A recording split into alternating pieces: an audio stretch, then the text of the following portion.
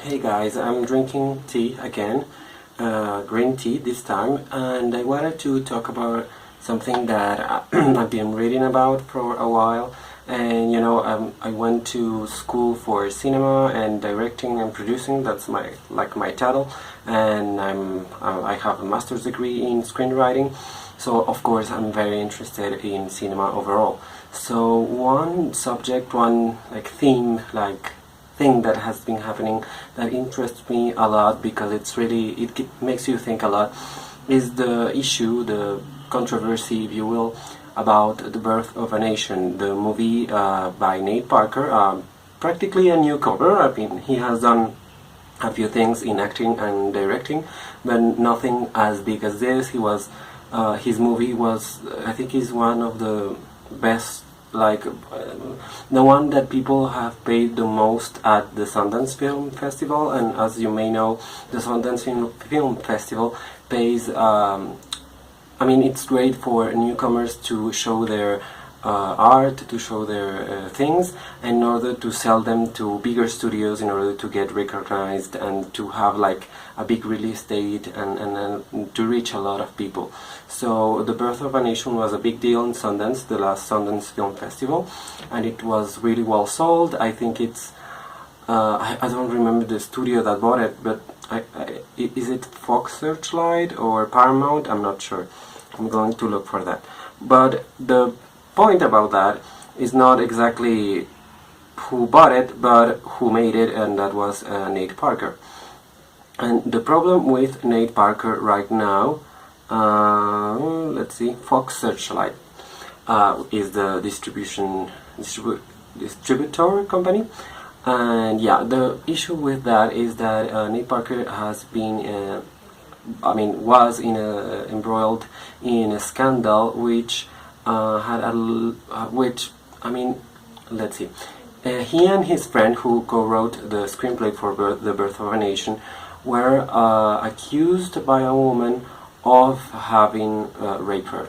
Basically, they were in college at the time, and he was acquitted from said event, let's say, because he was involved with the woman sentimentally, but his friend wasn't. He was actually accused and found guilty of rape, and then he actually tried to appeal to try to get out of it, and the woman wouldn't go to court again because she was very traumatized by the event, so she didn't want to face that all over again, and she decided to simply to just get out of it and just get past it in somehow. So he was acquitted too, the friend of Nate Parker.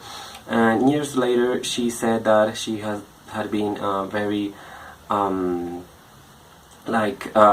harassed by the two of them, because they threatened her not to talk about that, and about what actually happened and whatever. That was her version, and apparently she was so traumatized by everything that had happened to her, not only the rape but everything after it, that she committed suicide. So of course that story came out just after The Birth of a Nation was picking up steam in order to it hasn't really I think it has begun the the road to the Academy Awards, if you will.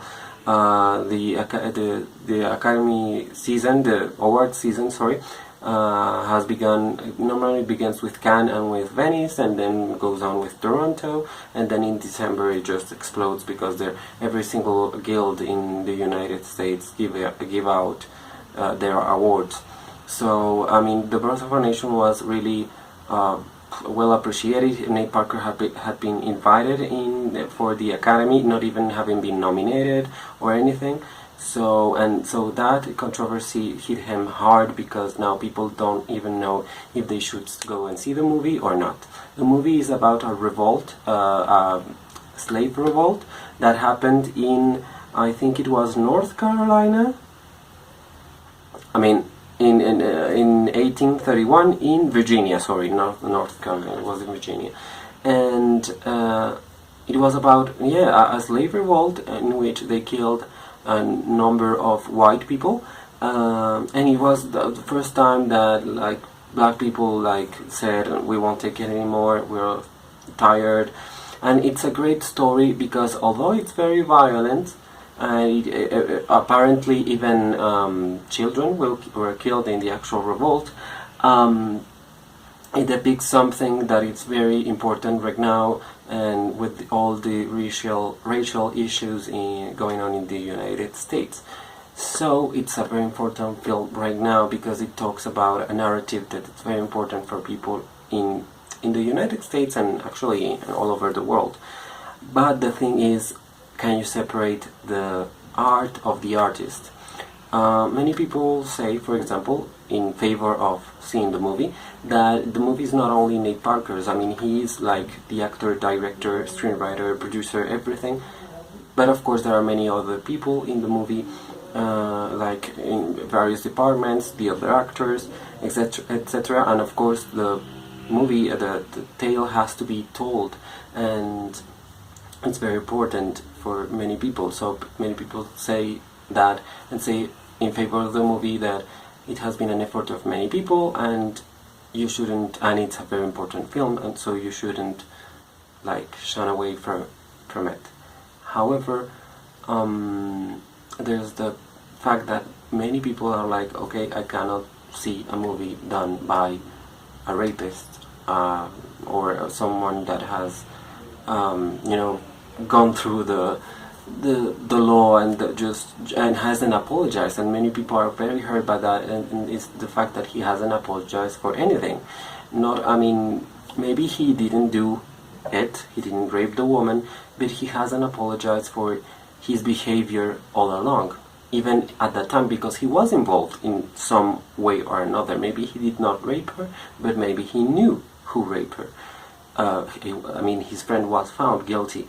So it's very complicated because people feel that if they go to see this movie, they will say, okay, I'm with a rapist. And many people are talking about, for example, Woody Allen or Roman Polanski, people who have had their fair share of controversy. Woody Allen with Mia Farrow, and he married his adoptive daughter, and Roman Polanski with the alleged, I don't know if it's alleged still or if it was actually proven, rape of a young girl in California, and that's why he cannot go to the United States anymore, because he would be arrested.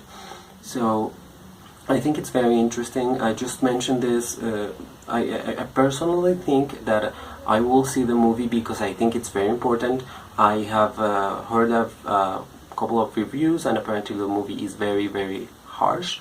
It's very hard to see. It's very, hard on the eyes, if you will, because it's very violent. It's very graphic. But I have heard that people say that it depicts slavery in the real way, not the cute way or the soft way in which there is always like a nice white guy or a nice white lady. And in here everyone's like group, the blacks and the whites and the good and the evil, and it's very strong. And I think that's important because that's a stance you can have. And I think I will go to see the movie, maybe not in theaters, maybe I'll check it in on streaming, because budget. But and I don't know if I would be interested to see something that graphic on a big screen, but I think I will go to see it in order to support not only the narrative but also all the other people that actually did the movie, because a movie is a team effort. I mean, he may have done everything in the movie, but he wasn't the only one. However, of course, I don't support him at all. I wouldn't support him to be nominated for Best Actor, Best Screenplay, or Best Director. That would be not good, and I think that the Academy has already written him out. I mean, I think it's very unlikely. Apparently there are good performances by the other actors, so maybe those will be in for the Academy. But yeah, maybe some technical categories, costume design, cinematography, everything, like makeup and things, but I don't think anything else will pass. So yeah, that's my take on it. So thank you so much. That's it for today. Tell me what you think about it. Like, comment this video, and thank you so much.